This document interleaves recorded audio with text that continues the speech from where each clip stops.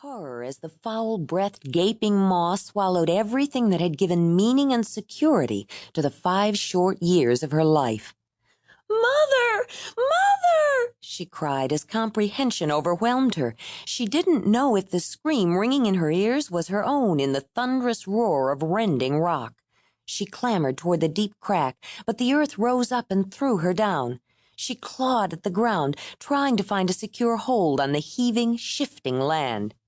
Then the gap closed, the roar ceased, and the shaking earth stilled. But not the child. Lying face down on the soft, damp soil churned loose by the paroxysm that convulsed the land, she shook with fear. She had reason to fear. The child was alone, in a wilderness of grassy steppes and scattered forests. Glaciers spanned the continent on the north, pushing their cold before them. Untold numbers of grazing animals and the carnivores that preyed on them roamed the vast prairies, but people were few. She had nowhere to go, and she had no one who would come and look after her. She was alone. The ground quivered again, settling itself, and the girl heard a rumbling from the depths, as though the earth were digesting a meal gulped in a single bite. She jumped up in panic, terrified that it would split again. She looked at the place where the lean-to had been. Raw earth and uprooted shrubs were all that remained. Bursting into tears, she ran back to the stream and crumpled into a sobbing heap near the muddy water.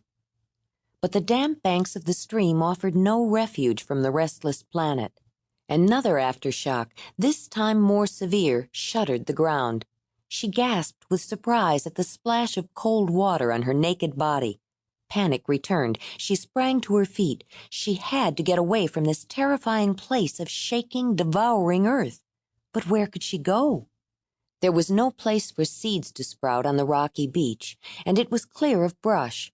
But the upstream banks were choked with shrubs just sending forth new leaves. Some deep instinct told her to stay near water, but the tangled brambles looked impenetrable. Through wet eyes that blurred her vision, she looked the other way, at the forest of tall conifers. Thin beams of sunlight filtered through the overlapping branches of dense evergreens crowding close to the stream. The shaded forest was nearly devoid of undergrowth, but many of the trees were no longer upright. A few had fallen to the ground. More leaned at awkward angles, supported by neighbors still firmly anchored. Beyond the jumble of trees, the boreal forest was dark and no more inviting than the brush upstream. She didn't know which way to go, and glanced first one way, then the other with indecision. A tremble beneath her feet while she was looking downstream set her in motion. Casting one last yearning look at the vacant landscape, childishly hopeful that somehow the lean-to would still be there, she ran into the woods. Urged on by occasional grumbling as the earth settled, the child followed the flowing water, stopping only to drink in her hurry to get far away. Conifers that had succumbed to the quaking earth lay prostrate on the ground, and she skirted craters left by the circular tangle of shallow roots, moist soil and rocks still clinging to their exposed undersides. She saw less evidence of disturbance toward evening, fewer uprooted trees and dislodged boulders, and the water cleared. She stopped when she could no longer see her way and sank down on the forest floor, exhausted.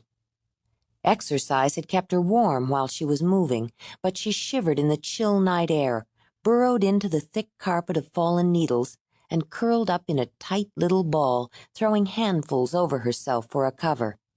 But as tired as she was, sleep did not come easily to the frightened little girl. While busy making her way around obstacles near the stream, she was able to push her fear to the back of her mind. Now it overwhelmed her. She lay perfectly still, eyes wide open, watching the darkness thicken and congeal around her. She was afraid to move, almost afraid to breathe.